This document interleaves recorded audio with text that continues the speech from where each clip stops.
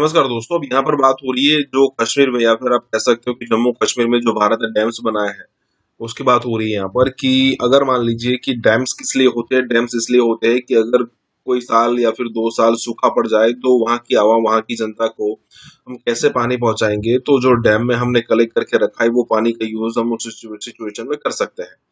अब हो ये रहा है कि अगर मान लीजिए कि किसी साल बारिश ज्यादा हो गई तो वो डैम मतलब कि ओवरफ्लो होने की पॉसिबिलिटी हो जाती है, और ऐसे में हमें कुछ पानी छोड़ना पड़ सकता है। पाकिस्तान के अंदर ऐसी भी फैसिलिटी नहीं है कि इंडिया से आने वाला जो पानी है, अब इतना भी नहीं है कि भाई इंडिया ने पाकिस्तान को डुबाने के लिए सारा का सारा पानी छोड़ दिया। अब कुछ पानी होता है जो हमें छोड़ना पड़ता है, क्योंकि मोस्टली पानी तो हम स्टोर करके रखते हैं। हो ये रहा है कि पाकिस्तान को हमेशा ये डर सताता रहता है कि भाई इंडिया ने मान लीजिए कि अगर अपना ज्यादातर पानी छोड़ दिया ना तो पाकिस्तान डूब कर मर जाएगा। खास करके उनके जो सीधे सीधे जो एलओसी के पास वाले जो जो भी एरियाज है पाकिस्तान के, क्योंकि ये जो नदियां बहती है वही पाकिस्तान को पूरा पानी पानी पहुंचाती है। और अगर मान लीजिए इसी रास्ते पानी का मतलब कोई डैम हमने छोड़ दिया तो सिचुएशन बहुत खराब हो सकती है। यहाँ यही बात हो रही है। इसी के साथ ही वीडियो शुरू करते हैं। ये भारत जो अभी जारहियत कर रहा है, Kishan Ganga dam, Ratle hydro power project, आपको नहीं लगता कि ये पाकिस्तान के लिए बहुत बड़ी खतरे की घंटी बजा रहा है? कि जियो पॉलिटिक्स हो रहा है। जियो पॉलिटिक्स का ये था कि हमसे नाक रगड़वा के हमें चीन से दूर कर दिया जाए। तो इससे ये अंदाजा लगता है कि किस तरीके से पूरी दुनिया भारत को, हिंदुस्तान को वेलकम कर रही है। हमें खुद अपने तौर पर क्या करना पड़ेगा? हम रिलाय तो नहीं कर सकते ना उन पर, कि जो काम 75 साल में पाकिस्तान का अजली दुश्मन नहीं कर सका वो इस सियासी टोले ने कर दिया। बिल्कुल। कि आज से तकरीबन 5 या 6 महीने पहले भारत की हुकूमत ने तहरीरी तौर पर पाकिस्तान को आगाह किया कि उसकी ख्वाहिश है कि 1960 में जो वायदा हुआ था सिंतास, उसको रीनिगोशिएट किया जाए, क्योंकि कुछ नए हकायक आए हैं। उसमें उन्हें सबसे ज्यादा जो मसला है वो उसका एक आर्टिकल है जो कि ये तय करता है कि अगर पाकिस्तान और भारत में इस मुआहदे के हवाले से कोई कजिया खड़ा हो जाए तो वो कोई न्यूट्रल एक्सपर्ट पे दोनों रजामंद होकर फैसला कर सकते हैं। वो ना हो तो जी सालिसी के लिए आर्बिट्रेशन जो इंटरनेशनल कोर्ट है वो जहां प्ले करेगी। ठीक।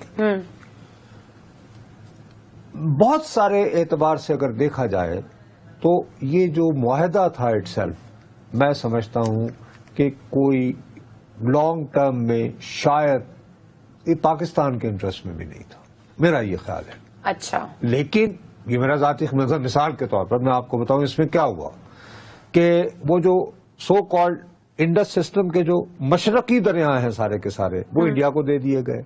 उनमें मैं लाहौर का बासी होते हुए, आप क्या कहते हैं जी कि रावी के किनारे लाहौर, तो रावी तो आपने इंडिया को दे दिया, तो लाहौर आज से 100 साल बाद जो है वो उसका पानी कहां से होगा? कभी आप सोच सकते हो कि लंदन जो है वो टेम्स के बगैर हो, न्यूयॉर्क हडसन के बगैर हो सकता है कभी पेरिस सेन दरिया के बगैर हो। बहरहाल एनीवे जो हुआ सो हुआ, उसको तो एक अलग बात है, जैसे भी डिस्ट्रीब्यूशन हुई। अब प्रॉब्लम क्या हो रही है कि उसी मुआहदे में ये बात हकीकत है कि भारत को ये हक हासिल है कि वो कश्मीर में बिजली पैदा करने के लिए या अपनी जरूरत के लिए रन ऑफ द रिवर इसको कहते हैं कि आप उसमें बिजली के मंसूबे लगा सकते हैं। देयर इज नो डाउट उसमें है। लेकिन होता ही है हमारिया कि आप उस वक्त तक पानी में वो तेजी नहीं ला सकते जब तक आपको बंद न बनाए। तो अगर आप छोटे छोटे डैम बनाएं तो शायद हमें इतना मसला ना हो। अब इन्होंने पहले किशन गंगा में भी 330 मेगावाट बिजली थी, ठीक है। अब उसमें चक्कर क्या है कि किशन गंगा जब ये इंडिया में होता है ये दरिया तो ये किशन गंगा कहलाता है, जब हमारे आता है आजाद कश्मीर में तो नीलम होता है। अब इन्होंने इसमें ये जो प्रोजेक्ट जो बनाया हुआ उसमें ये है कि वो पानी नीलम का कम हो जाएगा, और जो हमारे हिस्से में नीलम का पानी था वो चूंकि इंडियन टेरिटरी में जाता है तो वहां डैम में से निकाल के तो वो ये झेलम में देते हैं। वो कहते हैं जी आपके हिस्से का तो पानी इतनी क्वांटिटी थी ना, वो हमने झेलम में डाल दी वापस। اب کشتواڑ ہے، اب چناب جو ہمارا مین اس وقت جو دریا ہے، جو ہمیں سب سے زیادہ جس میں ہمارا انحصار ہے، انڈس خود پہ تو وہ اتنا نہیں کر رہے ہیں، اب چناب پہ وہ کشتواڑ ڈسٹرکٹ میں ریتلے ڈیم بنانا چاہ رہے ہیں. اب ظاہر ہے اس میں 850 میگا واٹ بجلی بنانی ہے. اب ظاہر ہے بابو، جب آپ نے 850 میگا واٹ بنانی ہے تو آپ بڑا ڈیم بناؤ گے فار شور، جس میں آپ جو ہے وہ پانی کم از کم بہت ہی کم رکھو تو 8 تو 10 دن تو ذخیرہ کرو گے نا، تو پھر چھوڑو گے تاکہ اس میں آئے. تو چناب کا ایک حوالے سے تقریباً کنٹرول ان کے پاس ادھر چلا جائے گا. اتنا بڑا جو آپ مسئلہ بتا رہے ہیں، مجھے بتائیں کہ ہماری حکومتوں کو اس چیز کا احساس ہے؟ They are doing something, ان کو we are doing as a nation anything یا نہیں؟ نہیں، حکومت نے تو کیا، وہ گئی عالمی عدالت میں کیس کیا، عالمی عدالت نے کہا ہاں، لیکن یہ بات یہاں ختم نہیں ہوتی. وہ معاملہ تو چلے گا، اتنا آسان نہیں ہے. ورلڈ بینک اس میں شامل ہے، اس کی یہ لکھا ہوا معاہدہ ہے. انڈیا کے بڑے ناز نخرے ہوتے ہیں، there is no doubt about it. Having said that, ہم نے، میں سمجھتا ہوں میں نے اور آپ نے ایک میڈیا کے طور پر نہیں بتایا کہ بھائی صاحب اب چناب کا پانی 850 میگا واٹ کی خاطر اس پہ کنٹرول آ رہا ہے ریتلے ڈیم کے نام پہ. اب ہم یہ اویئرنیس کریں گے تو ہمارے ہاں دیکھو آج کل پوری دنیا میں ایک بڑے آئیڈیل ماحول ہے کہ کلائمیٹ چینج کی بات ہو رہی ہے، اور ہمارے پاس ہم اتفاقاً، ہماری بدبختی لیکن تھوڑا سا ایک یعنی امید کا پہلو یہ ہے کہ دنیا نے دیکھا کہ اس موسمیاتی تبدیلی کا پاکستان کے ساتھ گزشتہ برس جو غیر موسمیاتی بارشیں ہوئی اور طوفان آئی، جو تباہی پھیلی، دنیا نے دیکھی ہے، سب نے دیکھی. ہم اسی کی بیس پر ہم نے تھوڑی سی اویئرنیس پاکستان آیا ہے کہ یار ہاں بھئی یہاں پہ یہ خطرے میں ہے، یہ ایشوز میں آ رہا ہے. اسی کو بیس بنا کر ہم دنیا بھر کے انوائرمنٹل لوگوں کے ساتھ اپروچ کر سکتے ہیں ان کو ہم. لیکن اگر میں اسکرین پہ بیٹھا ہوا میں فیصل کریم کنڈی کی فروئی گفتگو تو ڈسکس کروں گا، میں اس بات پہ 10 منٹ لگا دوں گا، اوہ طریقے انصاف میں بیان کرنے لگے کیا جی پارلیمان.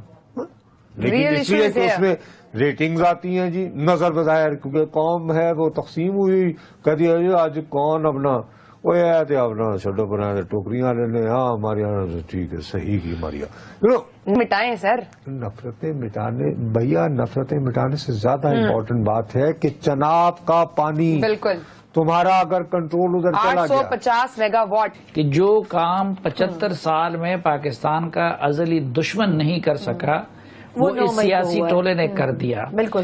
اور جب ہم فرانس کی بات کرتے ہیں یا ڈیفنس یا اسپیس ریلیٹڈ کچھ ڈیلز ہوتی ہیں، یا ہم اپنے آپ کو یا بھارت اپنے آپ کو اور زیادہ اسٹرینتھن کرتا ہے، یا فورن پالیسیز اتنی اچھی ہے کہ ساری دنیا بلاتی ہے، تو مجھے لگتا ہے کہ اس کو پوری طریقے سے صرف اور صرف پازیٹیو طریقے سے دیکھنا چاہیے. اور اس سے جو دنیا کو ایک میسج جاتا ہے، ان تمام ملکوں کے لیے بھی ایک میسج ہے جو کہیں نہ کہیں اپنے آپ کو اس طرح سے پریزنٹ نہیں کر پا رہے ہیں، پروجیکٹ نہیں کر پا رہے ہیں دنیا کے اس اسٹیج پہ. ان کو بھی سوچنا چاہیے کہ کیا کیا جائے، فورن پالیسیز کیسی ہوں کہ اس طرح سے ویلکم ہو ہر جگہ پہ. تو جو گراؤنڈ ریالٹیز ہیں وہ یہ ہیں کہ ڈالر بڑھتا جا رہا ہے، بجلی کے نرخ بڑھ چکے ہیں، 50 روپے فی یونٹ پر آ چکی ہے. ایسے میں جو IMF کی شرائط ہیں، پھر ان کی جو امیدیں ہیں، ہم کیسے پورے اتریں گے اس کے اوپر؟ اسٹیبلائز ہوگی کیسے اکانومی؟ IMF تو کچھ ایسا نیا نہیں کہہ رہا، جو وہ پہلے اتنے عرصے سے، اتنے 1950s سے جو ہم ان کے ساتھ ان کے کلائنٹ ہیں، وہ تب وہی کہتے تھے اور آج بھی وہ یہی کہہ رہے ہیں. اور وہ باتیں سارے جانتے ہیں کہ وہ کیا کہہ رہے ہیں. ٹیکس بیس اپنی براڈ کریں آپ لوگ، یہ جو سبسڈیز دیتے ہیں، پولیٹیکلی موٹیویٹڈ کام کرتے ہیں، یہ کریں، اپنے پولیٹیکل کیپٹل کو سیکنڈری کریں and good of the people, macro economy کو دیکھیں. یہ تو مطلب اب ہر لے مین کو پتا ہے کہ اصل میں پرابلمز کیا ہیں پاکستان کی.